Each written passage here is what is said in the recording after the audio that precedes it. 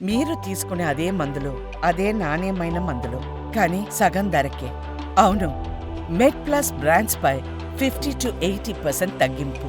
So madam, అంటే ఈ మధ్య మనం చదువుతున్న ఆర్టికల్స్లో అల్యూమినియానికి డిమెన్షియాకు డైరెక్ట్ సంబంధం ఉందని వస్తున్నాయి. సో ఒక న్యూరో ఫిజిషియన్గా మీ అభిప్రాయం ఏంటి వీటి మీద? సో ఈ మధ్య డిమెన్షియా కేసులు పెరగడం గల కారణాలు ఏంటి? బేసిక్ గా మనకి ఏమైందంటే సైంటిఫిక్ రీసెర్చ్ పెరిగింది అండ్ మనుషుల యొక్క లాంగ్విటీ కూడా పెరిగింది. అంటే మనకి ఇదివరకు ముసలి వాళ్ళు ఎంతమంది ఉండేవాళ్ళు ఈ ప్రపంచంలో పోలిస్తే ఇప్పుడు సంఖ్య పెరిగింది వాళ్ళది. సో ఆబ్వియస్లీ 60-65 ఇయర్స్ తర్వాత ఏంటంటే బ్రెయిన్ ఎట్రోఫీ అయిపోతుంది. దాని ద్వారా డిమెన్షియా, మెమరీ లాస్ అనేది గమనిస్తూ ఉంటాం. సో ఆ నెంబర్ ఎప్పుడైతే జెరియాట్రిక్ పాపులేషన్ పెరుగుతున్నారో డిమెన్షియా కేసెస్ కూడా ఆబ్వియస్లీ పెరుగుతాయి. అయితే మనకి ఇదివరకు దాని అవగాహన లేదు. ఇప్పుడు సోషల్ మీడియా వలన, చదువుకున్న వాళ్ళు ఎక్కువగా ఉండటం వలన మనం ఓకే ఇది డిమెన్షియా అయి ఉండొచ్చు అని త్వరగా ఐడెంటిఫై చేస్తున్నాం. అయితే ఏంటంటే రకరకాల మెటల్స్, టాక్సిక్ సబ్స్టెన్సెస్ డిమెన్షియాకి రిలేటెడ్ ఉంటాయి.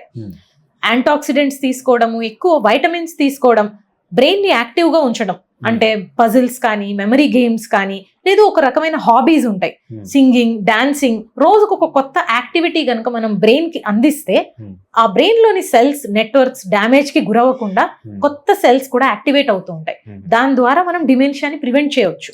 సో ఇలాంటివన్నీ మనం ఎక్కువగా గమనించాలి.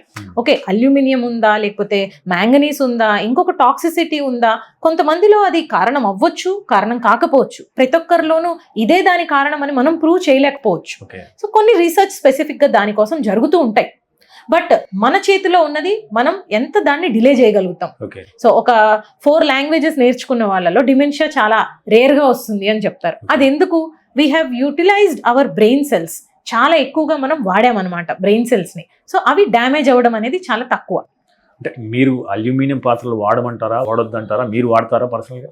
నేను పర్సనల్ గా అయితే అల్యూమినియం పాత్రలు ఎప్పుడు వాడలేదండి. సో రీసెంట్ గా మనకి యోగిక్ ఇవి సూచనలు కానీ అందరూ చెప్పేది ఏంటంటే కాపర్ ఎక్కువ యూజ్ చేయమంటారు. సో ఏదైనా కూడా బ్యాలెన్స్డ్ గా రాగి పాత్రలు వాడండి, లేకపోతే కనుక ఐరన్ వెజల్స్ వాడండి, ఇలా రకరకాలు వింటూ ఉంటాము.